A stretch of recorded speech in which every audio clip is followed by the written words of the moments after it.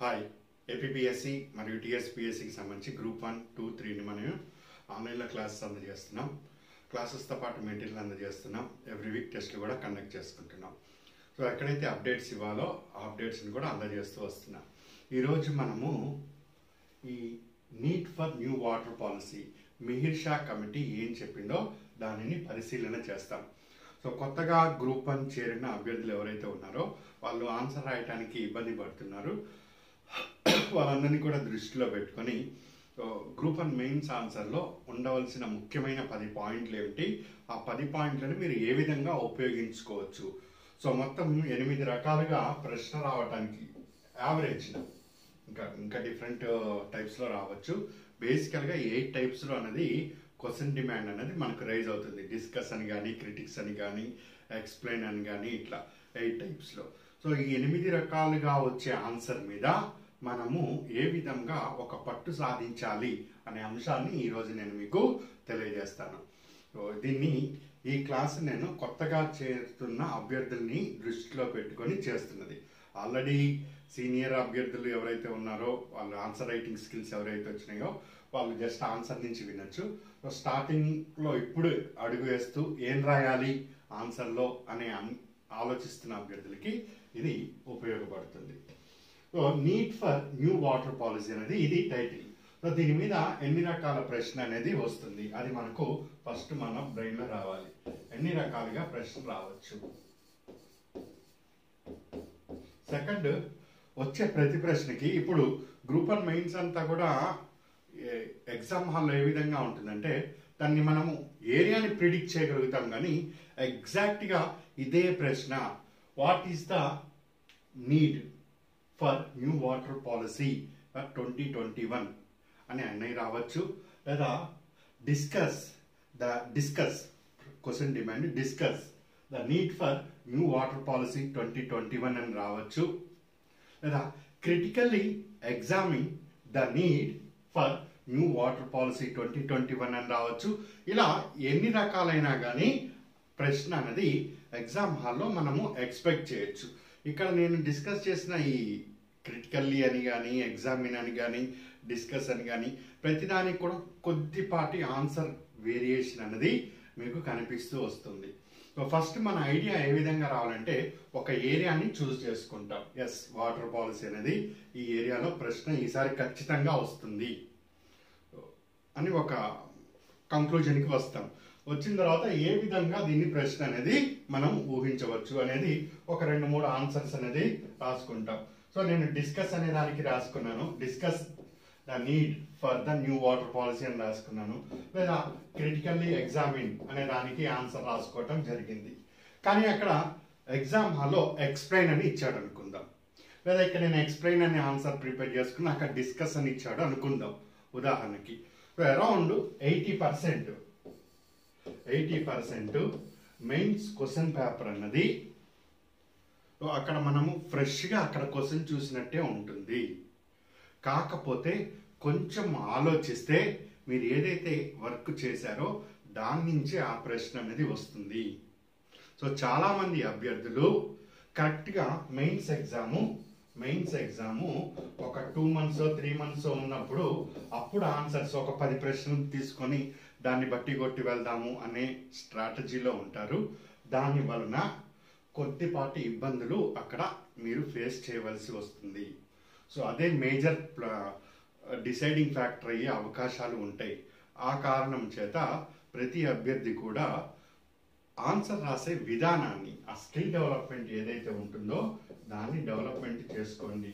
ఎప్పుడైతే ఆన్సర్ రాసే విధానం వస్తుందో మీకు, సో ఎలాంటి ప్రశ్న వచ్చినా కానీ అక్కడ ఆన్సర్ దాని స్ట్రక్చర్ రెడీగా ఉంది కాబట్టి ఆన్సర్ చేయగలుగుతారు. సో ఇది ఒక 2 monthsలో వచ్చేది కాదు. సో ఇది ఒక కన్స్ట్రక్టివ్ బిల్డింగ్ అనమాట. నిదానంగా మీరు ప్రిపరేషన్ చేయగా సుమారు ఒక నెంబర్ ఆఫ్ ఆన్సర్స్ మీరు టార్గెట్ 100 అని పెట్టుకోవచ్చు, 200 అని పెట్టుకోవచ్చు, ఒక్కొక్క అభ్యర్థి సామర్థ్యాన్ని బట్టి. సో అలా ఆన్సర్స్ రాయగా అప్పుడు ఆ అంశాల మీద పూర్తి అవగాహన అనేది వస్తుంది. ఆ సందర్భంలో ప్రశ్న ఏ రూపంలో వచ్చినా కానీ అక్కడ ఆన్సర్ తడబడకుండా ఆన్సర్ చేసే అవకాశం ఉంటుంది. సో ఆ కోణంలో ప్రిపేర్ అయ్యే వాళ్ళకి ఇప్పుడు నేను చెప్పేది చాలా చాలా ఉపయోగకరంగా ఉంటుంది. క్లియర్? ఇప్పుడు నేను చెప్పే క్లాస్ యొక్క ప్రాధాన్యత ఏమిటంటే ఎగ్జామ్ హాల్లో ఎలాంటి ప్రశ్న వచ్చినా నువ్వు హ్యాండిల్ చేసే విధంగా ఉండాలి. మొత్తం 15 ప్రశ్నలు వస్తాయి అక్కడ నీకు. ఈ 15 ప్రశ్నల్లో కనీసం మొత్తం 15 అటెంప్ట్ చేస్తావు. 13 క్వశ్చన్స్ మాత్రం ఎక్స్ట్రాడినరీ రేంజ్కి తీసుకొని వెళ్ళి వదిలేయాలి. సో అలా చేయాలన్నప్పుడు ఒక స్ట్రక్చర్గా నువ్వు ఆన్సర్ని రాసుకుంటూ రావాలి. ఇంతవరకు బాగానే ఉంది. మరి ఎలా వస్తుంది ఇది? ఎలా వస్తుంది? ఫస్ట్ డౌట్ ఇదే వస్తుంది. ఏమి రాయాలి? ఆన్సర్ రాయండి, స్కిల్ డెవలప్మెంట్ చేసుకోండి అంటూ ఉంటారు.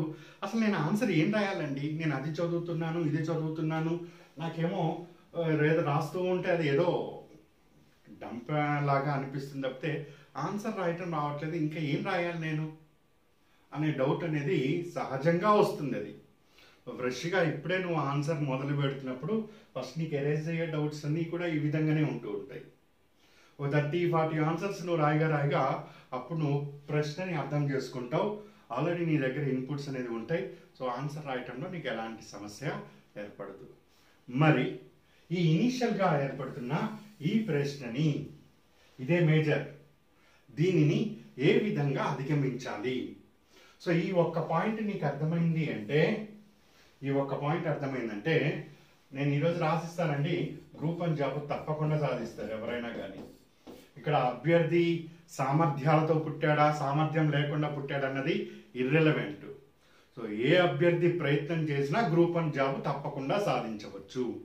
సో అభ్యర్థి యొక్క ప్రయత్నం మీద ఆధారపడి ఉంటుంది కానీ, అభ్యర్థి యొక్క ప్రయత్నం మీద ఆధారపడి ఉంటుంది తప్పితే జాబ్ రావటము రాకపోవటం అన్నది, ఇంకా అది క్యాస్ట్ బేస్డ్ అనో, ఫైనాన్షియల్ బేస్డ్ అనో, ప్రాంతం ఆధారంగా నేను గ్రామంలో ఉన్నానండి లేకపోతే ఇంకో చోట ఉన్నానండి, వేటి మీద ఆధారపడదండి. It's only efforts, sincere efforts. మరి దీనికి జవాబు ఏంటి? ఏం రాయాలి? ఎలా వస్తుంది ఆన్సర్? నాకు ఎలా వస్తుంది అంటే, ఏ వ్యక్తి కూడా పుట్టుకతోటే జ్ఞాని కాదు. ఈ ఒక్క పాయింట్ను గుర్తుపెట్టుకో. ఏ వ్యక్తి కూడా, నేనై ఉండొచ్చు, మీరై ఉండొచ్చు, ఇంకా మనల్ని మించిన పెద్ద పెద్ద ప్రొఫెసర్స్ అయి ఉండొచ్చు, ఎవ్వరూ కూడా అలా పుట్టుకతోటే మొత్తం వాళ్ళకి అంతా రాదండి సబ్జెక్టు. సో ప్రతి మనిషి కూడా చదవాలి. ఈ పాయింట్ ఉన్నాయా? ఒక్కసారి ప్రయత్నం చేసి ఒక్కసారి ఓపికగా దాన్ని చదివితే రాకపోవటం అన్నది లేదు, ఎవరికి లేదు. అది ఆ పాయింటే లేదు అసలు. అందుకే చాలా సందర్భాల్లో చెప్తూ ఉంటాను, నేను రాయలేకపోతున్నా అనే పదం లేనే లేదండి అసలు. ఏ అభ్యర్థి ప్రయత్నించినా రాయగలుగుతాడు. ఇప్పుడు చూడండి, నేను ఈ క్లాస్ ఇస్తాను మీకు, ఇది అందరికీ పబ్లిక్ అందరికీ ఇస్తాను.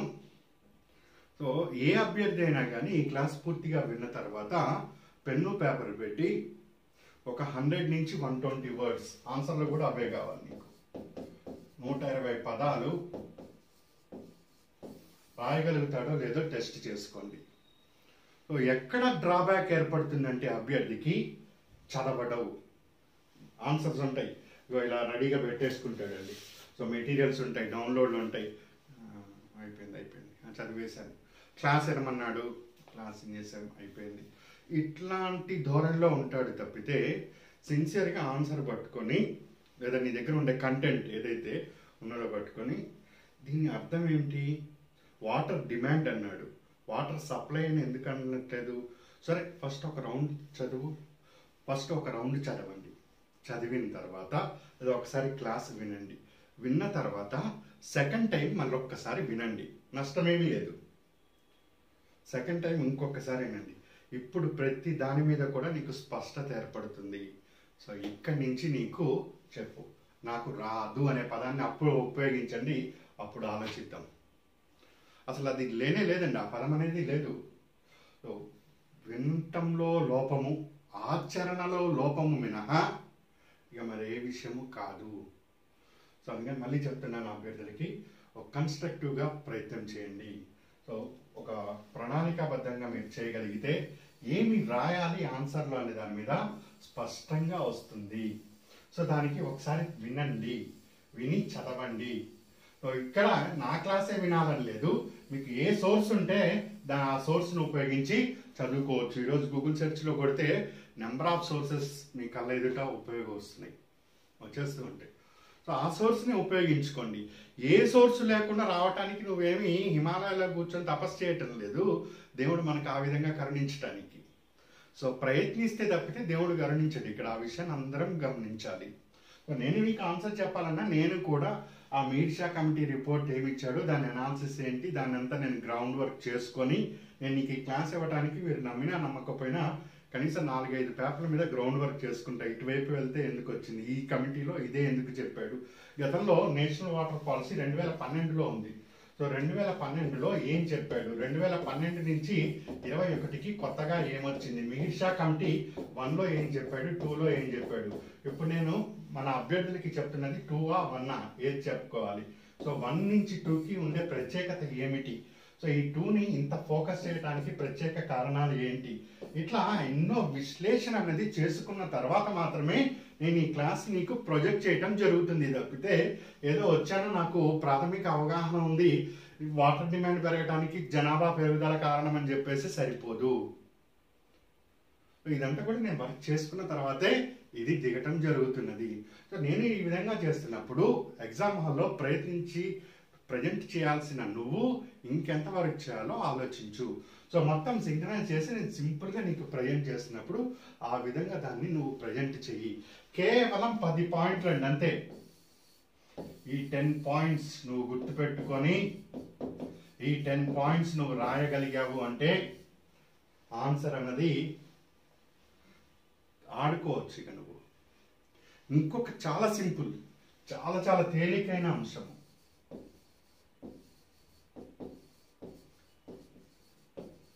అసలు ఇంత తేలిక ఉంటుందా అని మీరే ఆశ్చర్యపోతారు.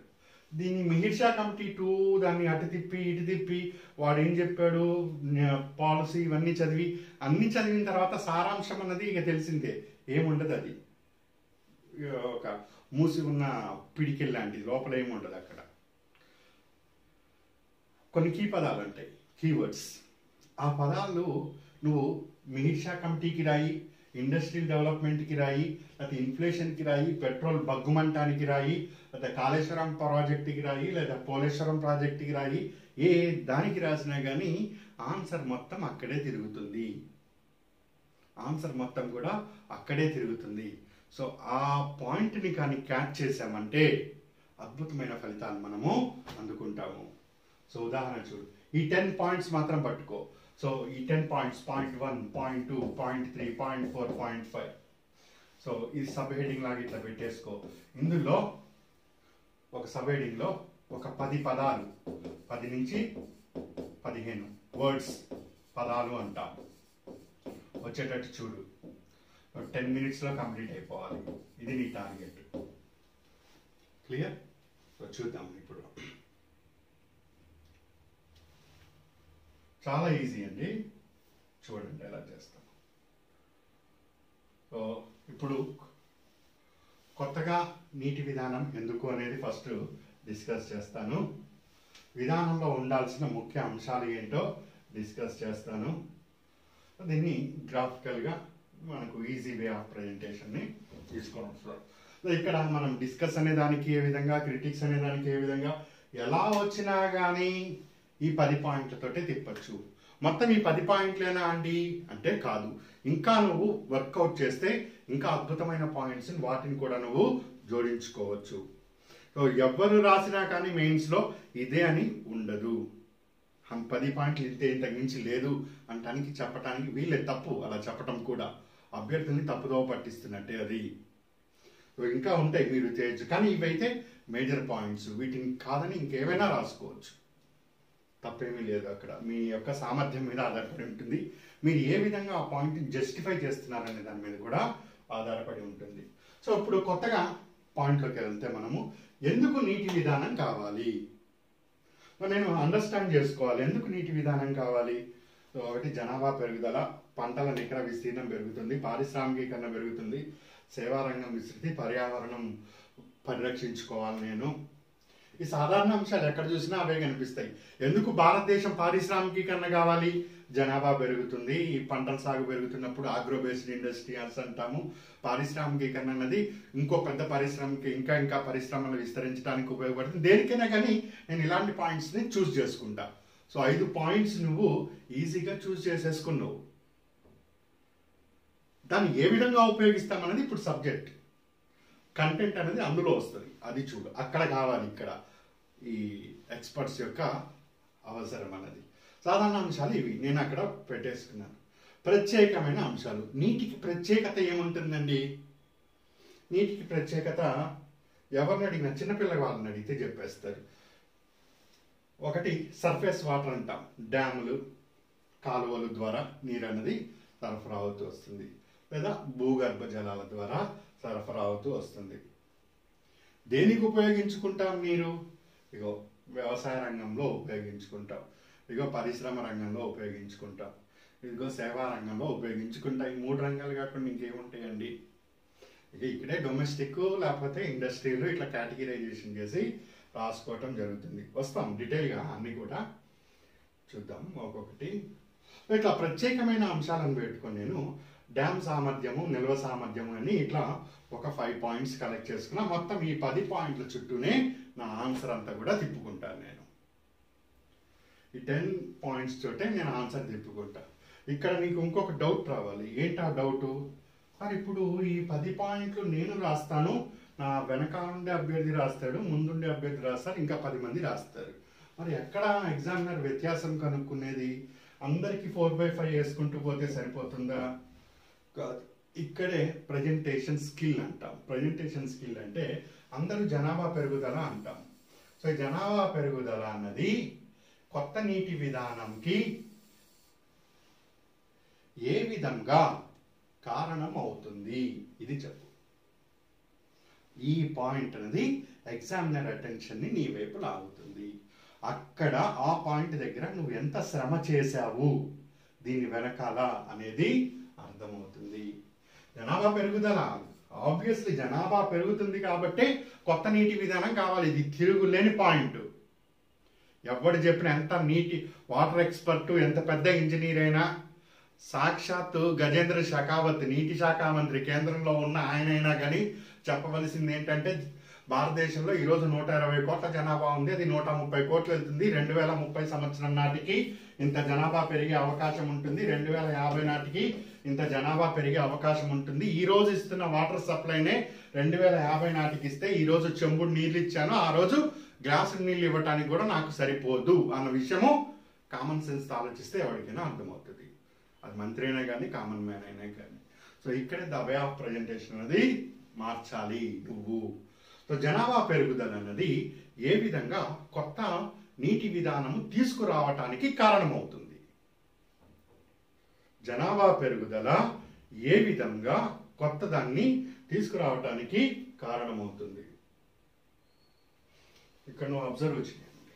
దీనికి నేను స్టాటిస్టిక్స్ తీసుకుంటాను. సో ఆ స్టాటిస్టిక్స్ ఎక్కడి నుంచి? ఇక్కడ జల్ శక్తి అభియాన్ అని ఉన్నది. సో ఈ జలశక్తి మినిస్ట్రీ ఆఫ్ జల్ శక్తి. ఇక్కడ మీరు వెళ్తూ ఉంటే ఈ పాలసీస్, స్కీమ్స్ అని ఉంటాయి. పాలసీస్ని ప్రోగ్రామ్స్ అండ్ స్కీమ్స్ తీసుకోవటము. Policies, national water policy. National water policy ఉన్నప్పుడు ఇక్కడ నీకు పాలసీస్ 2012, ఇదిగో 1987 అన్నది మొదటిసారి మనం నేషనల్ వాటర్ పాలసీ రూపొందించాం. తర్వాత 2002లో రెండోది రూపొందించాం. 2012లో మూడో వాటర్ పాలసీ రూపొందించాం. ఇప్పుడు 2021లోది మనము 4వ వాటర్ పాలసీ రూపొందిస్తున్నాం. సో ఇలా రూపొందిస్తున్నప్పుడు వాళ్ళు కొంత స్టాటిస్టిక్స్ని కలెక్ట్ చేశారు. సో ఆ స్టాటిస్టిక్స్ని నేను సింప్లిఫై చేసి కలెక్ట్ చేసి రెడీగా ఉంచాను.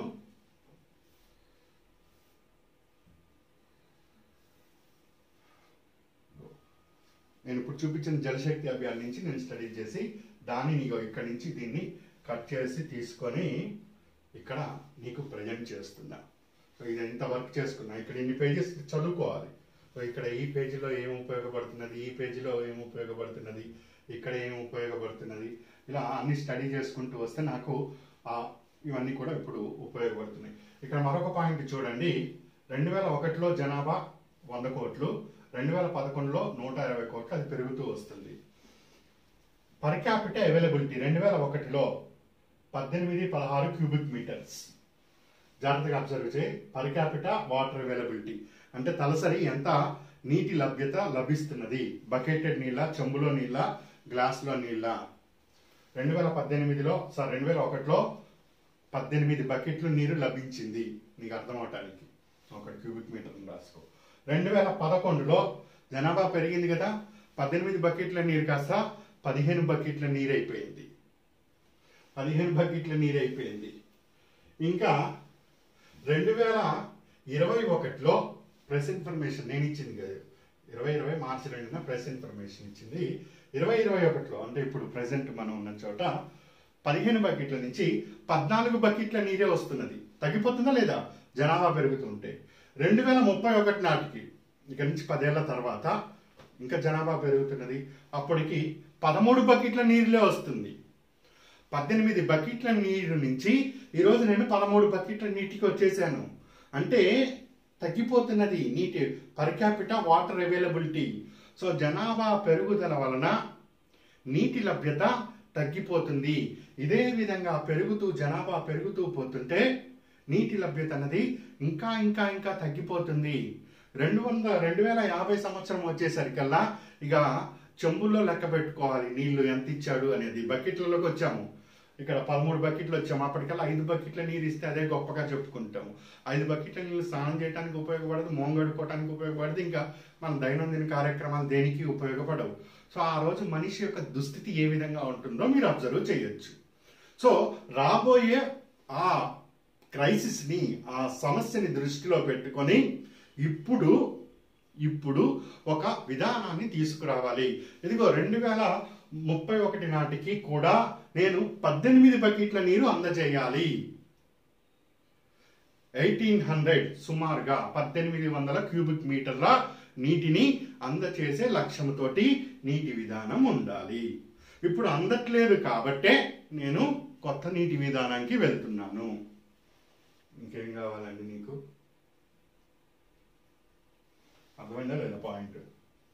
ఇంకా అర్థం కాబట్టి ఇంత సింపుల్గా జనాభా పెరుగుదల అనేది ఒక పాయింట్. దీన్ని ఎట్లా వాడుతున్నావు? ఇదిగో 2001లో 18 బకెట్ల నీరు ఇచ్చాను, 2011లో 15 బకెట్లు ఇచ్చాను, 2021 కల్లా అది 10 బకెట్ల నీరే అయిపోయింది. ఇంకా భవిష్యత్తులో చూస్తే నా కొడుకో నా మనవడో వాళ్ళ పెళ్లికి చూస్తే 5 బకెట్ల నీరు ఇవ్వటం కూడా కష్టం ఏర్పడుతుంది. అందుకని పెరుగుతున్న జనాభాను దృష్టిలో పెట్టుకొని ఈ రోజు నుంచి నేను ఒక కొత్త విధానాన్ని రూపొందించుకొని ఆ రోజు ఏర్పడే సమస్యను అధిగమించడానికి రూపొందించుకోవాలి. క్లియర్? కొత్తగా నీటి విధానం ఎందుకు? పెరుగుతున్న జనాభా యొక్క తలసరి నీటి లభ్యత యొక్క అవసరాన్ని తీర్చడానికి. ఇది పాయింట్. క్లియర్? పంటల నికర సాగు విస్తీర్ణం పెరుగుతూ వస్తున్నది. సో వీటికి కావాలి. దీనికి నాకు ఏంటి సంబంధం ఉన్నది?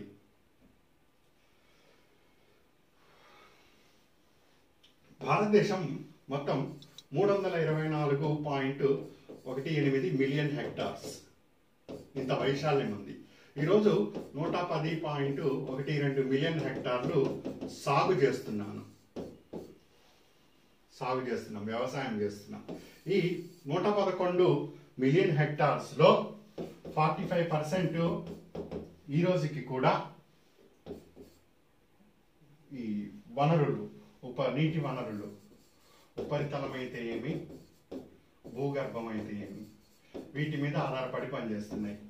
55% పంట పొలాలు వర్షం ఆధారంగా పనిచేస్తున్నాయి.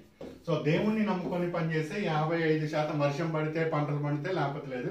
ఇది పక్కన పెడితే 111 మిలియన్ హెక్టార్లు, అందులో 45% అంటే సుమారు 50 మిలియన్ హెక్టార్లను దగ్గరగా తీసుకో.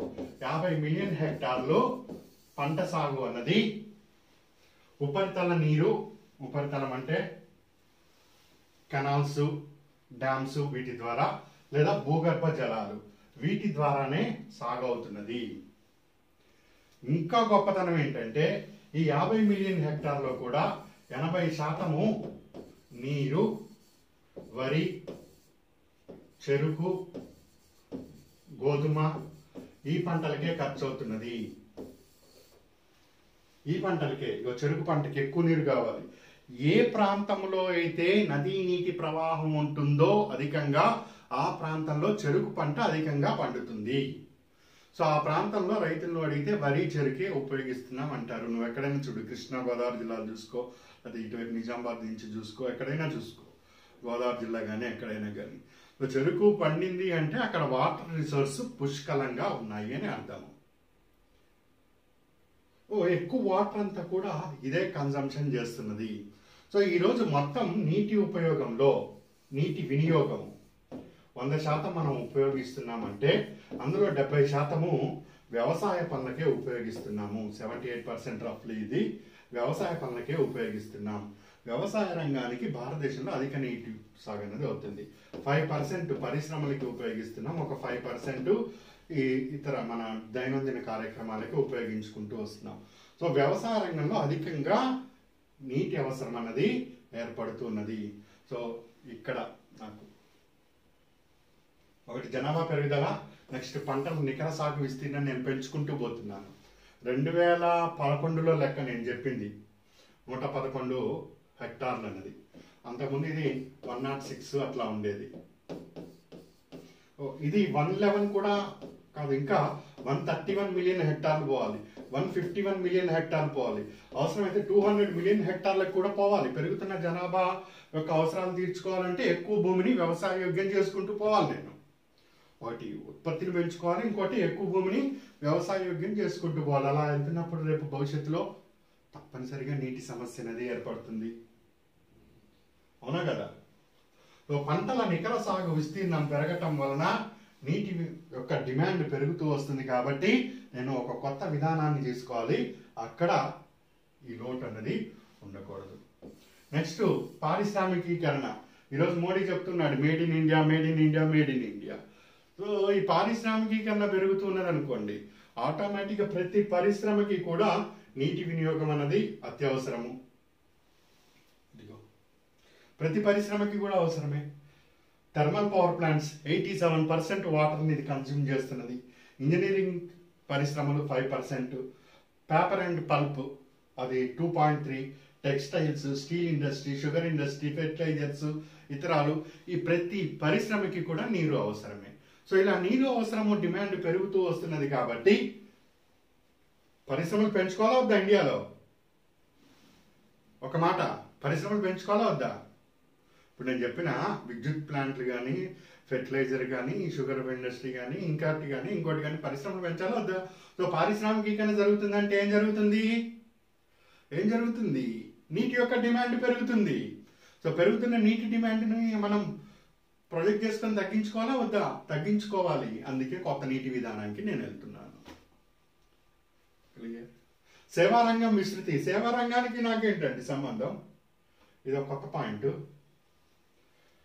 అంతకుముందు నాకు కారు లేదు, ఇప్పుడు నేను కారు కొనుక్కున్నా. కారు వాషింగ్కి తీసుకెళ్ళాలా వద్దా? దసరా వస్తే దానికి చక్కగా నీట్గా ఉంటుంది కదా.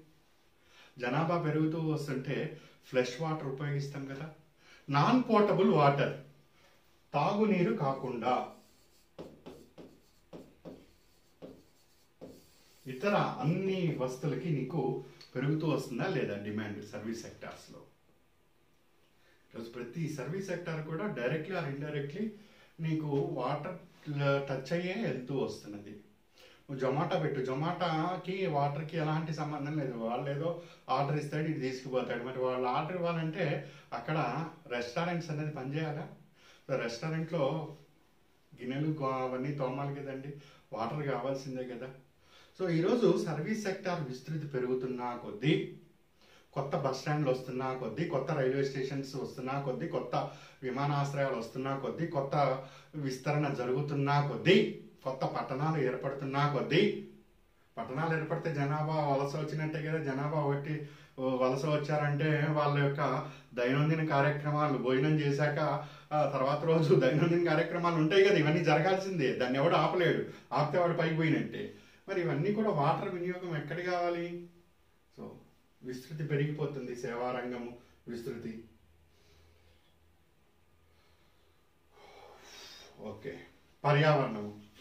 ఈ పర్యావరణాన్ని నువ్వు బ్లూ గ్రీన్ అంటాం, దాన్ని బ్లూ గ్రీన్ ఇన్ఫ్రాస్ట్రక్చర్ అని. ఈరోజు ఆ, నీకు అది పర్యావరణాన్ని నువ్వు సరిగ్గా కాపాడలేకపోవటం వల్లనే ఆ నీళ్ళంతా కూడా ఈరోజు చెన్నై వాడు ఎంత ఆ, దురదృష్టకరం కాకపోతే హాలిడేస్ ఏంటండి, దాని వదిలేండి, వాళ్ళకి వాళ్ళ మనకెందుకు. కానీ హైదరాబాద్లో వరదలు ఏంటండి, హైదరాబాద్లో వరదలు ఏంటి, ఎవడన్నా అసలు కలగన్నామా? అప్పుడేదో అయిపోయింది, మోక్షకన్న విశ్వేశ్వరయ్య గారు వచ్చారు, మంచిగా అన్ని కట్టారు, అయిపోయింది. ఇప్పుడు ఆధునిక సమయంలో నీళ్ళ గురించి కొట్లాడుకుంటూ ఇటువైపు హైదరాబాద్లో వరదలు అంటే దానికన్నా దౌర్భాగ్యమైన స్థితి లేదు. దానికి ముఖ్య కారణము పర్యావరణాన్ని మనం పరిరక్షించుకోలేకపోవటమే. చెరువు కనిపిస్తే చాలు అక్కడ 10 అంతస్తుల బిల్డింగ్, 20 అంతస్తుల బిల్డింగ్ లేపాల్సిందే. ఒక్కొక్క అపార్ట్మెంటు 70 లక్షలు 80 లక్షలకి అమ్ముకోవాల్సిందే. సో ఇంకా అర్బన్ సెంటర్స్లో బ్లూ గ్రీన్ ఇన్ఫ్రాస్ట్రక్చర్కి ఎక్కడ అవకాశం ఉంటుంది? బ్లూ అంటే నీరు, గ్రీన్ అంటే పచ్చదనము. ఈ రెండిటిని ఒకదానితో ఒకటి కలుపుకుంటూ అవస్థాపనా సౌకర్యాలు నిర్మించగలిగితేనే పర్యావరణం అన్నది పట్టణాల్లో పరిరక్షించబడుతుంది. తద్వారా మనకు భవిష్యత్ అనేది ఉంటుంది. సో ఈ పట్టణాల్లో లభిస్తున్న నీరు ఏ విధంగా ఉంది, దాన్ని ఏ విధంగా మనం పరిరక్షించుకోవాలి అనే వ్యూహం లేకపోతే భవిష్యత్తులో ఇట్లాగే ఏర్పడుతుంది. హైదరాబాద్లో వరద వచ్చినంత మాత్రాన ఏదో నీరు వచ్చింది పోయిందని కాదు, దాని వలన ఏర్పడిన ఆర్థిక నష్టం ఎంత, ప్రాణ నష్టం ఎంత, దానిని మనం రీప్లేస్ చేయగలుగుతామా? ఆర్థిక నష్టం అంటే సరే ఏదో అనుకుంటాం మన కర్మాన్ని, ప్రాణ నష్టం పరిస్థితి ఏంటి? సో ఒక విజన్ లేదు సాధారణ అంశంలో. సో ఇది నేను తీసుకున్నా. ఇక ప్రత్యేకంగా నీటి గురించి మాట్లాడుతున్నాం కాబట్టి దీని వైపే దృష్టి పెడదాం. డ్యామ్ సామర్థ్యాన్ని నేను వాడలేకపోతున్నాను.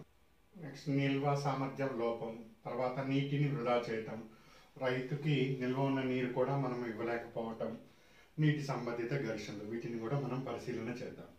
ఇక డ్యామ్ సామర్థ్యాన్ని మనం పూర్తిగా వాడలేకపోతున్నాం. సో మనకి ఇక్కడ 100 టీఎంసీని కెపాసిటీ నిల్వ చేసుకునే సామర్థ్యము ఈ డ్యామ్కి ఉంటుంది.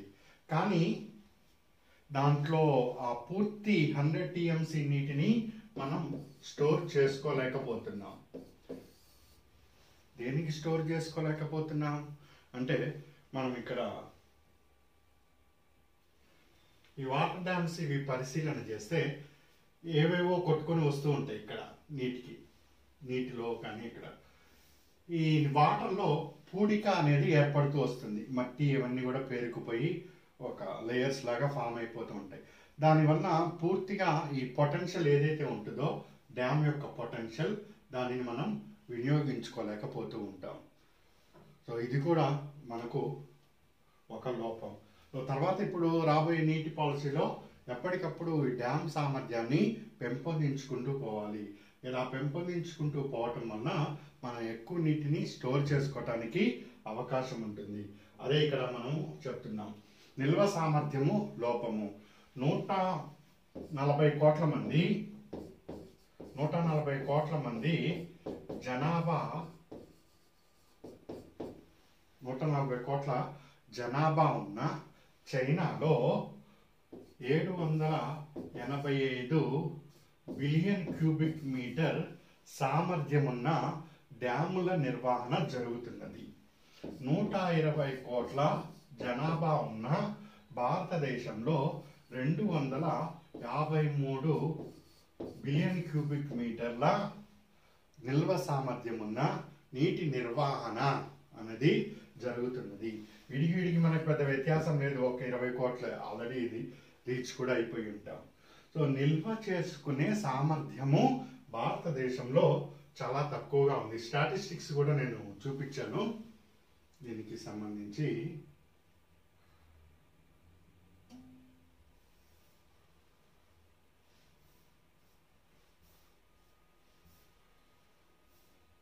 ఇదంతా కూడా గవర్నమెంట్ స్టాటిస్టిక్స్ అండి. ఇక్కడ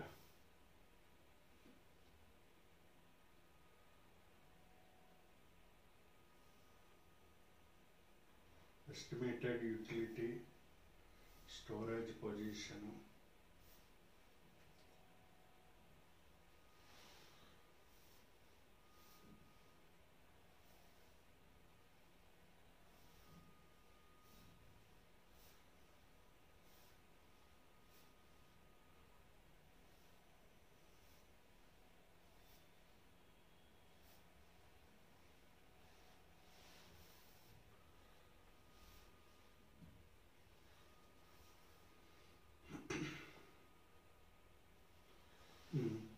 స్టోరేజ్ కెపాసిటీ నిల్వ సామర్థ్యము 253 బిలియన్ క్యూబిక్ మీటర్. 120 కోట్ల మంది భారతీయులు ఉన్న ఈ ప్రాంతంలో నిల్వ సామర్థ్యం ఇంత తక్కువగా ఉంది, అక్కడేమో అంత ఎక్కువగా ఉన్నది. ఇదే మీకు తెలుస్తున్నది 3 times మనము వెనకబడి ఉన్నాము వాటర్ స్టోరేజ్ కెపాసిటీలో. ఒకటి, ఉన్న స్టోరేజ్ని వాడట్లేదు. ఈ 2 పాయింట్స్కి వ్యత్యాసం ఉన్నది. ఒకటి, ఉన్న స్టోరేజ్ని వాడలేకపోతున్నాము, రెండోది ఎక్కువ డ్యాములు నిర్మించుకోలేకపోతున్నాము. ఇది ఇక్కడ మీనింగ్. యావరేజ్న భారతదేశంలో ఒక డ్యామ్ నిర్మించాలి అంటే సుమారు 10 సంవత్సరాల కాలం పడుతుందండి. హార్డ్లీ 1 year టైం తీసుకుంటుంది, లేదా 2 years టైం తీసుకుంటుంది. కానీ 10 నుంచి 15 సంవత్సరాలు సగటు కాలం ఇక్కడ డ్యామ్స్ నిర్మించడానికి సరిపోతుంది. సో ఇంకా నిల్వ సామర్థ్యం ఎప్పటికీ మనం పెంచుకోగలుగుతాం. ఇప్పుడు 253 ఉన్నది, అది ఇంకా కనీసం 700కి చేరుకుంటే కానీ రేపు భవిష్యత్ తరాల్లో వచ్చే దానిని మనము ఆదుకోలేము. దానికి అనుగుణంగా ఏ ప్రాజెక్టులు ఇంటర్ రివర్ లింకింగ్ ఏ విధంగా చేసుకోవాలి, ఎక్కడ కొత్త డ్యామ్స్ వేసుకోవాలి, ఇవన్నీ కూడా మనం నిర్ణయం తీసుకోవాలి. కెపాసిటీ పెంచుకోవాలి. సామర్థ్యాన్ని భారతదేశం యొక్క నీటి నిర్వహణ సామర్థ్యము, నీటి నిర్వహణ వాటర్ మేనేజ్మెంట్ సామర్థ్యం అంటే కెపాసిటీని మనము పెంచుకోవాలి. సో ఖచ్చితంగా మనము కొత్త వాటిని వెళ్ళాల్సిందే. అందుకు ఒక కొత్త పాలసీ విధానాన్ని రూపొందించుకోవాలి. నీటిని వృధా చేయటము, మనం బయట ప్రభుత్వానికి వస్తున్న ప్రజల ఆదాయం పన్నుల ద్వారా వచ్చిన దాంట్లో సేవ్ వాటర్, డ్రాప్ వాటర్ అని ఉంటుంది. కింద మున్సిపాలిటీ వాటర్ అంతా కూడా లీక్ అయిపోయి వెళ్ళిపోతుంటుంది. సాక్షాత్ నీటి వనరుల శాఖ మంత్రి ఇంటి ముందే ఆ వాటర్ బొల్లిపోతూ ఉంటుంది. అడిగితే అది మున్సిపాలిటీ వాడిది అంటాడు. వాడికి బాధ్యత రాహిత్యము. ఇక్కడ ఆ మున్సిపాలిటీ వాడి పని, లేకపోతే ఇంకోటి పని కానీ ఆ వాటర్ ఏదైతే అండర్ యూటిలైజ్ అవుతుందో దాన్ని ప్రొటెక్ట్ చేసుకుందామని ఉండదు. కాళేశ్వరం డ్యామ్ కట్టుకుంటాం, ఎక్కువ వాటర్ అయింది, దాన్ని మళ్ళించి ఇంకెక్కడైనా సేవ్ చేసుకుందాం, ఇంకో ప్రదేశంలోకి వెళ్ళి పట్టుకుందామని ఉండదు. ఎక్స్ట్రా వాటర్ అంటే దాన్ని సముద్రంలోకి వదిలేస్తూ ఉంటాం. వాటర్ ఎక్కువగా ఉన్నప్పుడేమో సముద్రంలోకి వదిలేస్తాం, లేదా నేలపాలు చేసుకుంటాం. లేనప్పుడేమో వాటర్ లేదు, అందుకే మేము ఏం చేయలేకపోతున్నామని నీటి యుద్ధాలకి దారి తీసుకుంటూ ఉంటాం. సో ఇది ప్యూర్లీ మిస్మేనేజ్మెంట్. అంతే. నీకు ప్రతి సంవత్సరము గోదావరి నది, కృష్ణా నది ఎన్ని టీఎంసీల నీరు సముద్రంలో కలుస్తున్నది ఒక ప్రాథమిక అంచనాకి రండి. నువ్వు ఎంత రైతులకు ఇవ్వగలుగుతున్నావు, ఎంత నీకు వెళ్ళి సముద్రంలో కలుస్తున్నది. ఒక్కొక్క బూంద్, ఏకేక్ బూంద్ అంటే డ్రాప్, ప్రతి బూంద్ వాటర్ని పరిరక్షించుకొని అక్కడ పోస్టాలు, దానికి ₹1 ఖర్చు. ఇక్కడేమో టీఎంసీలు సముద్ర పాలు. మీనింగ్లెస్ ఇదంతా కూడా. గంగా నది ప్రతి సంవత్సరం వరద వస్తూనే ఉంటుంది. దానికి ఆ వరద ద్వారా 50,000 కోట్లు కనీసం నష్టం ఏర్పడుతూ ఉంటుంది. రక్షించుకోలేని పరిస్థితిలో భారత్ ఉన్నది. మళ్ళీ ప్రతి వాటర్ని కూడా మనం ఒడిసి పట్టుకోవాలి. పనికి మాలిన కాన్సెప్ట్లన్నీ తీసుకొని వచ్చుకుంటాం. దానికి బిల్లులు, పబ్లిక్ ఫండ్స్ అంతే కదా, ట్యాక్స్ ఫండ్స్నే కదా అడ్వర్టైజ్మెంట్కి. వీళ్ళు కాస్త రాజకీయ నాయకులు కాస్త తింటారు, మీడియా కొంత తింటుంది, వీళ్ళకి కొంత అంత దుర్వినియోగం అవుతున్నాయి తప్పితే డబ్బులు ఎక్కడ సద్వినియోగం అవ్వట్లేదు. నీటిని మనం వృధా చేసుకుంటున్నాం, సద్వినియోగం చేసుకోలేకపోతున్నాం. చైనా మోడల్ని భారత్లో అమలు చేసుకోలేకపోతున్నాం. ఇక్కడ రాజకీయ కారణాలు తప్పితే మరి ఏ కారణము లేదు. సో వీటిని మినిమైజ్ చేసి ముందుకెళ్ళాలి. అందుకు ఖచ్చితంగా కావాలి. రైతుకి నిల్వ ఉన్న నీరు కూడా మనం ఇవ్వలేకపోతున్నాం. శ్రీశైలంలో నీరు నిల్వ ఉందంటాం, నాగార్జున సాగర్లో నీరు నిల్వ ఉందంటారు, మళ్ళీ రైతు అక్కడ ఎదురు చూస్తూ ఉంటాడు. ఇటు కావేరీలో వాటర్ ఫుల్ అయిపోయి అక్కడ కింద ఉన్న నీళ్ళ పట్టణాల్లో, చిన్న గ్రామాల్లో ఇల్లు అన్ని ఖాళీ చేసి అక్కడ వెళ్తూ ఉంటారు. కావేరీలో మిగులు జలాలు మాత్రం తమిళనాడులో రైతులు అక్కడ పొలానికి ఒక చుక్క నీరైనా వస్తుంది అనుకుంటారు, అక్కడ నీరు రాదు. ఎందుకంటే ఈ కక్షలు. అంతర్రాష్ట్రాల మధ్య ఘర్షణలు ఏర్పడుతున్నాయి. ఒక రాష్ట్రంలో ఉన్న నీరుని కూడా పూర్తి స్థాయిలో కెనాల్ ఇరిగేషన్ ద్వారా మనము అందించలేకపోతున్నాం. ఒకటి, డ్యామ్స్ తక్కువగా ఉంటున్నాయి. 2, కెపాసిటీ తక్కువగా ఉంటుంది. కెనాల్స్ కన్స్ట్రక్షన్ చేసి కార్నర్ టు కార్నర్ వరకు తీసుకొని వెళ్ళలేకపోతున్నాం. ఎవరు అవసరం ఉంటుందో వాళ్ళ అవసరాన్ని కూడా దృష్టిలో పెట్టుకొని పని చేయలేకపోతున్నాం. అంతే కదండి. ఈ కెనాల్ ఇక్కడ ఉంది, ఇక్కడికి కావాలి, ఇక్కడ కూడా ఒక సబ్ కెనాల్ ని కన్స్ట్రక్షన్ చేసి వాటర్ అందిస్తే ఇక్కడ రైతు కూడా బాగుపడతాడు కదా. ఇవ్వలేము, ఇది ఇటే పోతుంది, ఇది ఇటే పోతుంది. సో ఇట్లా కెనాల్ కన్స్ట్రక్ట్ చేసినట్టు అన్ని చోట్ల కూడా కెనాల్స్ కన్స్ట్రక్ట్ చేసుకోవచ్చు కదా చక్కగా. నీకు వాటర్ వస్తున్న వాటర్ అంతా కూడా పూర్తిగా యూటిలైజ్ అవుతుంది కదా, రైతు కార్నర్ టు కార్నర్ వెళ్తాడు కదా.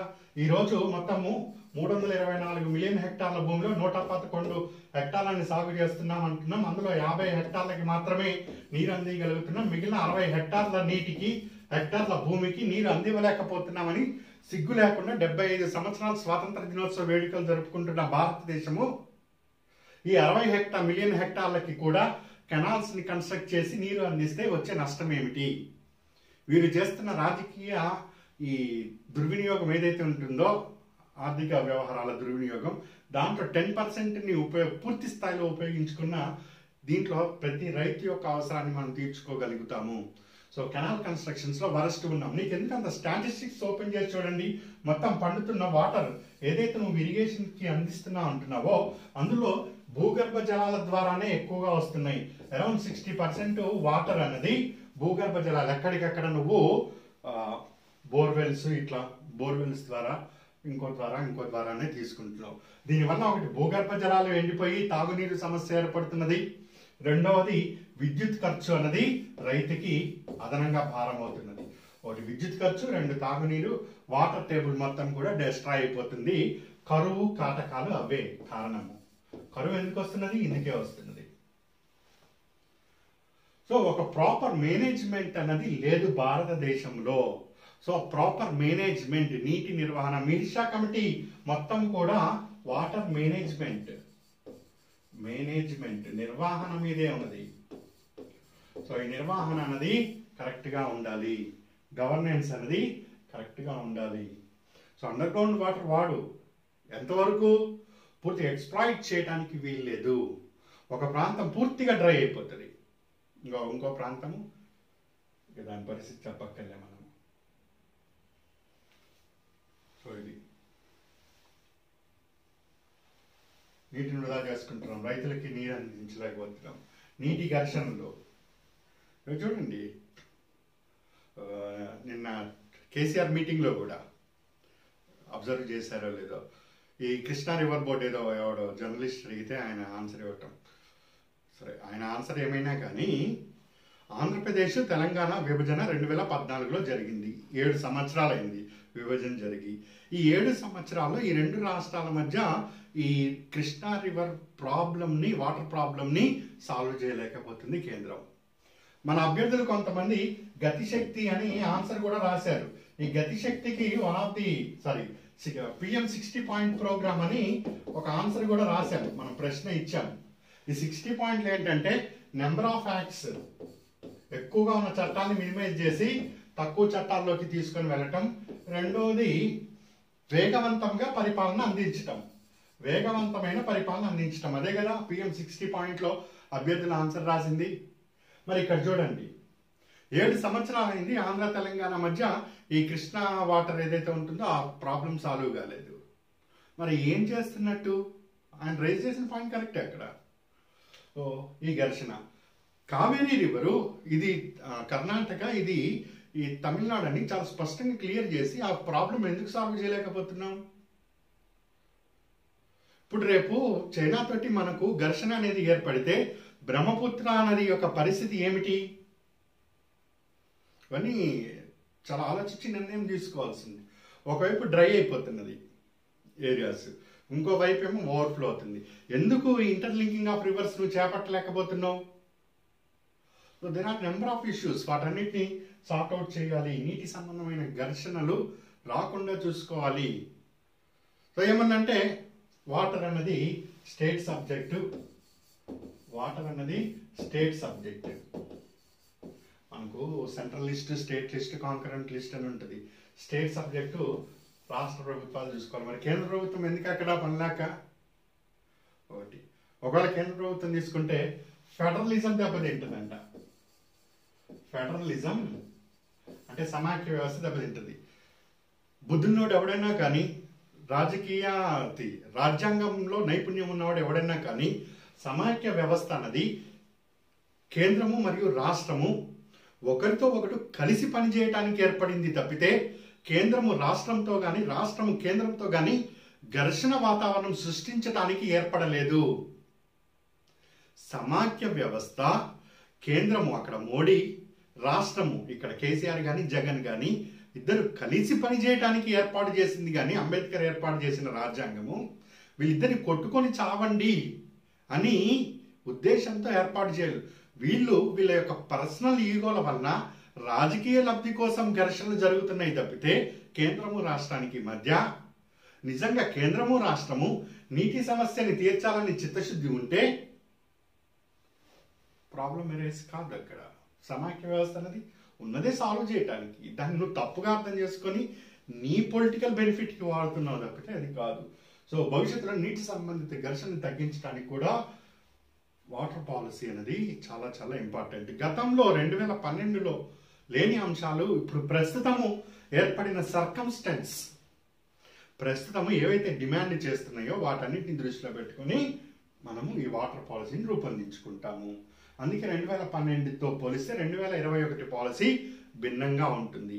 2021లోనే ఎందుకు కావాలి అంటే ఇప్పుడు ఈ సర్కమ్స్టెన్స్ అన్ని కూడా ఫోర్స్ చేస్తున్నాయి. ఇట్లా నీ ఆన్సరు కంక్లూజన్కి రావాలి. సరే, ఎలా ఉంటే బాగుంటుంది అంటే పంటల ద్వారా నీకు ఏర్పడుతుంది అని చెప్తున్నాం. ఈ మొత్తము వాటర్లో 70% ఇరిగేషన్ పాయింట్లోకి వెళ్తుంది. ఆ 70లో కూడా కొన్ని పంటలు మాత్రమే బాగా బెనిఫిట్ పొందుతున్నాయి అని చెప్పుకుంటూ వచ్చాం. సో ఆ కొన్ని పంటల బదులు వేరే పంటల్ని వేసుకో. వరి చెరుకే కాకుండా నువ్వులు పండించు. ఇది కూడా ఈ లైవ్ మీటింగ్లో కేసీఆర్ ఎఫ్సిఐ గోడౌన్ వాళ్ళు వరి కొనంటున్నారు, తెలంగాణ ప్రాంతంలో పండింది. అందుకని తెలంగాణ ప్రభుత్వం వరి వేసుకోవద్దు అని చెప్తుంది. బీజేపీ ప్రభుత్వం వరి ఏంటి ఎందుకు కొందో ఇది వీళ్ళిద్దరు పొలిటికల్ ఘర్షణ అనేది సాగుతుంది. బాగానే ఉంది. ఇప్పుడు తెలంగాణ ప్రభుత్వం ఏం చెప్తుంది, వరి వేయద్దు, మీరు వరి ప్లేస్లో నువ్వులు పండించుకోండి అంటుంది. దీన్నే పంట మార్పిడి, క్రాప్ రొటేషన్ అంటాం. క్రాప్ రొటేషన్ మనం ఇస్తున్న సూచన కూడా వన్ ఆఫ్ ది సజెషన్స్. విధానంలో ఉండాల్సిన ముఖ్య అంశం ఏంటంటే రైతుల్ని పంట మార్పిడికి ఎక్కువగా ప్రోత్సహించండి. దానివల్ల వాటర్ కన్జంప్షన్ ఏదైతే ఉంటుందో అది తగ్గిపోతుంది. ఇప్పుడు ఇదే పాయింట్ని విమర్శ రాయాలి. నీటి విధానంలో ఉండాల్సిన అంశాలని విమర్శ అన్నాడు అనుకో. విమర్శ అంటే చాలా మంది అభ్యర్థులు పంట మార్పిడి వద్దు అని చెప్పకూడదు. ఏదైతే చెప్తున్నామో దాన్ని వద్దు అని చెప్పకూడదు. దాంట్లో ఉండే లోపం ఏంటో చెప్పి దాన్ని సవరించేటట్టు చెప్పాలి. పాయింట్ అర్థమవుతుందండి. క్రిటిక్స్ అని రాస్తున్నప్పుడు ఎగనెస్ట్గా రాయాలని కొంతమంది అనుకుంటారు. పంట మార్పిడి కావాలి అంటారు, పంట మార్పిడి వద్దు అని రాస్తే సరిపోతుంది అని అనుకుంటాం. అది కాదు, తప్పది. మరి ఏం రాయాలి అంటే వరి బదులు నువ్వులేయమన్నావు. నువ్వులేయమంటే ఇప్పుడు నేను రైతుని, నాకు వరి వేయటం మాత్రమే తెలుసు నా పొలంలో, నువ్వులు ఎలా వేయాలో తెలియదు. సో దీనికి అగ్రికల్చర్ ఎక్స్టెన్షన్ ఆఫీసర్స్ నాకు తగిన సూచనలు అందజేయాలి. ఆ సూచనలు ప్రభుత్వము అందజేస్తుందని మాటల్లో చెప్తుంది కానీ చేతల్లో లేదు. First point. దీనికి కావలసిన సీడ్స్ కానీ ఫెర్టిలైజర్స్ కానీ లేకపోతే ఇంకోటి పెస్టిసైడ్స్ కానీ ఎంత వేయాలో నాకు తెలవదు. సో దానివల్ల నేను క్రాప్ రొటేషన్కి వెళ్ళలేకపోతున్నాను. ఇది విమర్శ. అంటే పంట మార్పిడి వేయమని చెప్పటము సూచన, విమర్శనాత్మకంగా దాన్ని పరిశీలన చేయండి అన్నప్పుడు విమర్శ ఇట్లా చేస్తూ వస్తాం. పంట మార్పిడి కోరుతాము కానీ అది సాధ్యపడదు. ఎందుకు సాధ్యపడదు అంటే ఈ కారణాల వల్ల. మరి how to overcome, way forward అంటాం. వే ఫార్వర్డ్ కానీ అవుట్కమ్ కానీ దీని నుంచి, ఈ సమస్య నుంచి బయటపడాలి. సో ప్రభుత్వము ప్రోత్సాహకాలని ప్రకటించాలి. వరి వేస్తున్న సమయంలో నువ్వులు అన్నప్పుడు నువ్వు 1 హెక్టార్లో నువ్వులు వేస్తే నీకు 700 రూపాయలు ముందుగానే నీ అకౌంట్లో వేస్తాను అని ప్రోత్సాహకం ప్రకటించు. అప్పుడు ధైర్యం వస్తుంది రైతుకి. ఇదిగో నీకు సీడ్స్ నీ ఇంటికే వస్తాడు అగ్రికల్చర్ ఎక్స్టెన్షన్ ఆఫీసర్ సీడ్స్ పట్టుకొని నీ ఇంటికి వస్తాడు. నువ్వులు ఎలా పండించాలి, ఎంత పండించాలి, నువ్వు ఎవరికి అమ్మాలి, ఎంత అమ్మితే నీకు లాభం వస్తుంది మొదలైన అన్ని అంశాలు చెప్తాడు. రైతు నువ్వు ఏమి దిగులు చెందకు, నేను చూసుకుంటాను అని ప్రభుత్వం భరోసా ఇవ్వటమే ఇక్కడ కావాల్సిన ముఖ్య అంశం. సో విమర్శ అంటేనేమో పంట మార్పిడిని పూర్తి స్థాయిలో మనము అమలు చేయలేకపోతున్నాం, ఎందుకంటే ఈ కారణాల వల్ల. సో దానికి అవుట్కమ్ ఏంటంటే భరోసా ఈ రూపంలో ఇవ్వాలి, అన్ని ఇన్పుట్స్ ఇచ్చి రైతుని ముందుకు తీసుకుని వెళ్ళటం అన్నది జరగాలి. కేసీఆర్ గారు ఆయన మాట్లాడుతూ వరి వద్దు యాసంగి పంటగా ఇంకో పంట ఏమన్నా వేసుకోండి అంటాడు. మరి రైతు ఎందుకు ధైర్యం చేయగలుగుతాడు వరి వేయకుండా వేరే పంటకి? సో ప్రభుత్వం అక్కడ మాటలు చెప్పి ఊరుకుంది, కానీ క్షేత్రస్థాయిలోకి వెళ్ళి చేయించాలి. అక్కడ ఆయన చెప్పాడు, ఆయన తప్పేమీ లేదు. సీఎంగా ఆయన ప్రతి రైతు దగ్గరికి వెళ్ళలేడు, అగ్రికల్చర్ ఎక్స్టెన్షన్ ఆఫీసర్స్కి ఆర్డర్ పాస్ చేసి అన్నారు. క్షేత్రస్థాయిలో ఆ సూపర్విజన్, ఆ పరిపాలనా సామర్థ్యం అంతా అక్కడ బయటపడుతుంది. సో ఏఈఓ వెళ్ళి అక్కడికి వెళ్ళి రైతు నువ్వు ఇది కాదు ఇది వెయ్యి, ఇగో ఇక్కడ పలానా వాడు కొంటాడు, అది కొనకపోతే ప్రభుత్వమే తీసుకుంటుంది, ఇదిగో ముందుగా ఇంత ప్రోత్సాహకంగా నీ అకౌంట్లో డబ్బులు వేస్తున్నా అని చెప్తే పంట మార్పిడి ఎందుకు వెళ్ళడండి? రైతు ఆనందంగా వెళ్తాడు. రైతుకి కావాల్సింది ఏంటి? తను పండిస్తున్న పంట డబ్బును తీసుకురావాలి. సో ఏ పంట బాగుంటుందో ఆ పంట వేసుకుంటాడు. సో కన్వెన్షనల్గా ఏమొస్తున్నది? వరి వేసుకుంటే ఎవడు సలహాలు అక్కర్లేదు, తనంతటి తానే చేసుకోగలుగుతాడు. అది ఎప్పుడు కోతకు వస్తుందో తెలుసు, దాని ఆకులు చూసి అది పంట బతుకుతుందో చస్తుందో చెప్పగలుగుతాడు. ఇంత నైపుణ్యం రైతులో వచ్చింది. అగ్రికల్చర్ సైంటిస్ట్కి లేనంత తెలివితేటలు కూడా వరి పండించే రైతులో ఉంటాయి. ఎందుకు? అతను కొన్ని సంవత్సరాలుగా ఆ పంటని చూస్తూ వస్తున్నాడు కాబట్టి. సో అలాంటివి అతనికి అందించగలగాలి ఇతర పంటల్లో కూడా, అప్పుడు క్రాప్ రొటేషన్ అనేది సాధ్యపడుతుంది. సో ఇక్కడ దానికి అట్లా మీరు హ్యాండిల్ చేయాలి. ఇట్లా జస్ట్ నేను ఇక్కడ పంట మార్పిడి అన్నాను, పంట మార్పిడి ఏ విధంగా చేయాలి, దాని మీద విమర్శ ఎట్లా రాయాలన్నది మీకు అర్థమైంది. సో పరిశ్రమలకి నీటిని పునఃవినియోగం చేసుకునే విధంగా అవకాశం ఇవ్వాలి మనము. సో పరిశ్రమలకి నీటి సప్లై చేస్తున్నాం. నీటి సప్లై చేస్తున్నప్పుడు ఇదంతా వేస్ట్ వాటర్ వస్తున్నది. వేస్ట్ వాటర్ మళ్ళీ తీసుకెళ్లి సముద్రంలో వదిలేసే కాలుష్యం పెరిగిపోతుంది తప్పితే ఏమీ లేదు. ఈరోజు దేవుడు తెలివితేటలు ఇచ్చాడు, టెక్నాలజీ ఇచ్చాడు. ఈ వాటర్ని రీసైకిల్ చేసి మళ్ళీ ఇక్కడికే పంపియ్యి. టెక్నాలజీ ఉంది, వాడచ్చు. సో పూర్తిగా 100% కాకపోయినా 90% అయినా నీకు సమస్య తీరిపోతుంది. సో కొత్త విధానంలో ఏముండాలి? అదే ఉండాలి. అదే అంటే పునర్వినియోగ శక్తి. త్రాగునీరు కాని దానిని వాటర్ ట్రీట్మెంట్ ద్వారా ఉపయోగించుకోవచ్చు.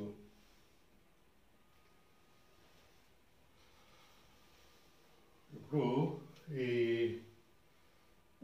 డొమెస్టిక్ యూజెస్లో కానీ, లేకపోతే హాస్పిటల్స్లో కానీ, లేకపోతే ఇంకో చోట కార్లు కడగటానికి, లేకపోతే ఫ్లష్ వాటర్కి ఇవన్నీ ఉన్నాయి. వీటన్నిటికీ శుభ్రమైన వాటరే అక్కర్లేదు. Water treatment. ఈ వాటర్ ట్రీట్మెంట్ ఏదైతే ఈ వాటర్ అంతా వస్తున్నదో ఈ వాటర్ అంతా స్టోర్ చేసి మళ్ళీ దీన్ని ట్రీట్ చేసి ఈ వాటర్ ట్రీట్మెంట్నే మళ్ళీ సప్లై చేస్తే దాంతో మనము ఈ కారుని శుభ్రం చేసుకోవచ్చు, ఇంకో దాన్ని శుభ్రం చేసుకోవచ్చు. ఎక్సెప్ట్ తాగటానికి ఉపయోగించుకోకూడదు, కానీ మిగిలినవన్నీ చేసుకోవచ్చు. అదేవిధంగా అభివృద్ధి చెందిన దేశాల్లో జరుగుతుంది, ఇక్కడ జరగటం పెద్ద ఇష్యూ కాదు. అలా మనం చేయలేకపోతున్నాము. దానికి మనం ఏ విధంగా ఆలోచించాలో ఆలోచించాలి. కానీ ఇక అదంతా పోతున్నది కదా అని ఆ నీళ్ళంతా తీసుకెళ్ళి మళ్ళీ సముద్రంలో కలిపితే మళ్ళీ అది, లేదా నదుల్లో కలిపితే అదే. ఈరోజు నదీ జలాలని పరిరక్షించుకోవాలి, గంగా రిజర్వేషన్ ప్లాన్ అది ఇది 20,000 కోట్ల రూపాయలు గంగా రిజర్వేషన్ ప్లాన్ ఖర్చు పెడుతుంది. ఈ నీళ్ళంతా కూడా గంగాలో కలుపుతున్నారు. పోయి గంగని పవిత్ర నది అనుకొని మనం చల్లుకుంటాం. దాన్ని చల్లుకుంటే పాపాలన్నీ పోయి ఏకంగా స్వర్గానికి ఫ్లైట్ అందుకున్నట్టే ఫీల్ అయిపోతూ ఉంటాం. ఇంత మురికి నీళ్లు మనం చల్లుకుంటుంది, దీనిని తీర్థంగా తీసుకుంటున్నది. వాస్తవం తెలిస్తే దాన్ని ముట్టుకోలేము. ఇది పరిస్థితి. ఒకవైపు ఏమో 1,000 కోట్లు వాటర్ క్లీనింగ్, హుస్సేన్ సాగర్ని గడుగుతా, ఆ నీళ్ళని గడుగుతా, గంగ నీళ్ళని గడుగుతా అని 1,000 కోట్ల రూపాయల డబ్బు. ఇంకోవైపు ఏమో సప్లై లేదు అని ఏడుపు. ఎందుకు ఇది? సో వాటర్ని ఇట్లా ట్రీట్ చేసుకొని గంగలోకి వదలకుండా ఉంటే గంగని శుభ్రపరచాల్సిన అవసరం ఉండదు. హుస్సేన్ సాగర్ని నువ్వు కొబ్బరి నీళ్ళుగా చేయటానికి డబ్బులు ఖర్చు పెట్టాల్సిన అవసరం కూడా ఉండదు. అండ్ అవసరాలన్నీ కూడా ట్రీట్మెంట్ వాటర్తో అయిపోతాయి కదా. అలాంటి విధానం ఎందుకు రూపొందించుకోలేకపోతున్నావు? సో అలాంటి విధానం రూపొందించుకో అని చెప్తున్నాం. ఈ పాయింట్ ఉండేటట్టు చూసుకొని వాటర్ దాంట్లోని, అవునా కాదండి? బ్లూ గ్రీన్ ఇన్ఫ్రాస్ట్రక్చర్, చెరువులా ఉన్నాయండి. అక్కడ కూడా పోయి అన్ని నిర్మాణాలు. నీళ్లు వంటగదిలోకి రాకపోయి ఇంకెక్కడికి పోతాయండి పాపం. ప్రతి ఒక్కరికి సురక్షితమైన తాగునీరు అందించాలి. ఇది వాటర్ పాలసీలో ఉండాల్సింది. నేటికి కూడా 70% రూరల్ కానీ అర్బన్ మొత్తం కలిపితే సురక్షితమైన తాగునీరు అయితే లేదు. తాగునీరు ఏమన్నా అందిస్తున్నారో ఈరోజు మెట్రోపాలిటన్, ద సోకాల్డ్ అర్బనైజ్డ్, ఇక మాకు మించింది లేదు అని హైదరాబాద్ కానీ, బెంగళూరు కానీ, చెన్నై కానీ, ఢిల్లీ కానీ తొడలు కొట్టుకొని మంచినీళ్ళు తాగుతున్నామంతా. ఒక గ్లాస్ పట్టుకొని చూడండి ఎంత పొల్యూటెడ్ అయి ఉంటున్నదో వాటర్. అది సురక్షితం కాదు. నేను అంటున్నది సురక్షితమైన తాగునీరు అందించడం అన్నది వాటర్ పాలసీ కావాలని చెప్తున్నాను. పట్టణాల్లో ఉన్నంత మాత్రం ఏమి కాదు, ఇంకా కనీసం గ్రామాల్లో అయినా వాళ్ళు చక్కగా బావిలో నీరు తాగి చక్కగా సురక్షితంగా ఉంటున్నారు. పట్టణాల్లో గాలి, నీరు ఈ రెండు చాలు వైద్యం ఖర్చులన్నిటికీ. నెక్స్ట్, డ్యాముల యొక్క నిర్మాణాన్ని మనము పెంచుకోవాలి. భూగర్భ జలాలని ప్రోత్సహించుకోవాలి. డ్యాముల నిర్మాణాన్ని, water connectivity, river connectivity and వేగవంతంగా పర్మిషన్స్ అందుకోవటము, పర్యావరణానికి హాని కలగకుండా డ్యాముల నిర్మాణాన్ని వేగవంతంగా చేపట్టాలి. రీహాబిలిటేషన్ ప్రాబ్లమ్స్ రాకూడదు. ఎకనామికల్గా ప్రోత్సహిస్తూనే సోషల్ సెక్యూరిటీ చూసుకోవాలి. సామాజిక భద్రత, గిరిజనులందరినీ బయటికి పంపి, అక్కడ ఉండే ఆవాసాలన్నింటినీ బయటికి పంపి, అక్కడ ఉండే జంతుజాలాన్ని అంతా బయటికి పంపి నువ్వు కట్టే డ్యామ్ అన్నది ఏం ప్రయోజనం ఉండదు. వాటిని పరిరక్షిస్తూ డ్యామ్ నిర్మాణం చేపట్టడమే మనిషికి అందిన మేధస్సు. ఆ మేధస్సును వాడితే వస్తుంది, అది చెయ్యి. భూగర్భ జలాలకి వాటర్ షెడ్ని ప్రోత్సహించు. వాన పడితే అవి అక్కడే నిలిచిపోవటము, అక్కడి నుంచి అలా కొట్టుకొని అర్బన్ ఫ్లడ్స్ రావటం కన్నా సో ఎక్కడికక్కడ వాటర్ షెడ్స్ ఏర్పాట్లని చేసుకుంటూ ఉండండి. ఇంకుడు గుంతలు అట్లాంటివి అంటూ ఉంటాం కదా, అలాంటివన్నీ కూడా ప్రోత్సహించండి. నీటి నిల్వ సామర్థ్యాన్ని పెంచండి. కెనాల్ సౌకర్యాలు విస్తరించాలి. కాలువలను ఎక్కువ నిర్మించండి. నీటి ఘర్షణలు సత్వరం పరిష్కరించే ట్రిబ్యునల్స్ ఏర్పాటు, వీటన్నిటిని చేయాలి. ఇక్కడే విమర్శ రాయొచ్చు, ఇక్కడే మనము పాయింట్ని అందుకోవచ్చు. ఇట్లా ఒక పాయింట్ని స్టడీ చేస్తే పూర్తిగా దాని రిలేటెడ్ అంశాలన్నింటినీ కూడా మనం పరిశీలన చేయాలండి. ఇది మెయిన్స్కి. సో దీన్ని అని కాదు, ఇంకా మీకు మంచి పాయింట్స్ ఉంటే దాన్ని కూడా రాయొచ్చు. స్టాటిస్టిక్స్ ఇట్లా మీరు కొన్ని కలెక్ట్ చేసుకుంటూ ఉంటే మీరు ఏదైనా ఒక ఆన్సర్ ప్రజెంట్ చేసేవాళ్ళు. ఇప్పుడు అగ్రికల్చర్ స్టాటిస్టిక్స్ చెప్పాను, ఆ స్టాటిస్టిక్స్ నువ్వు ఇంకో చోట ఎఫెక్టివ్గా ఉపయోగించుకోవచ్చు. అట్లా స్టాటిస్టిక్స్ తోటి ఆన్సర్ని కనెక్ట్ చేసుకుంటూ వెళ్తే ఆన్సర్ కరెక్షన్ చేసేవాడికి చాలా క్లారిటీ ఉంటుంది. ఎవరికైనా కానీ ఎంత బాగుంది ఇది అని అనిపిస్తూ ఉంటుంది. ఆటోమేటిక్గా మార్క్స్ అనేది అవి వస్తూ ఉంటాయి మీకు. సో ఇట్లా ఆలోచించే విధానం కానీ, ఇది ఒక్క పాయింట్తో అయిపోదు, ఒక క్లాస్తో ఇది అయిపోదు. ఇట్లా నేను క్లాసులు ఇస్తూ ఉంటే అది మీరు ఫాలో అవుతూ ఉండండి. ఆల్రెడీ సీనియర్ అభ్యర్థులు ఎవరైతే ఉన్నారో వాళ్ళకి ఆన్సర్ రైటింగ్ స్కిల్స్ దాదాపు వచ్చినాయి. ఇంకా కొత్తగా వస్తున్న అభ్యర్థులు కూడా ఈ విధంగా వాళ్ళు డెవలప్మెంట్ అనేది చేసుకుంటూ ఉండండి. సో దాంతోపాటు ఈనాడు ఎడిటోరియల్ ఉంటుంది మీకు. ఈనాడు ఎడిటోరియల్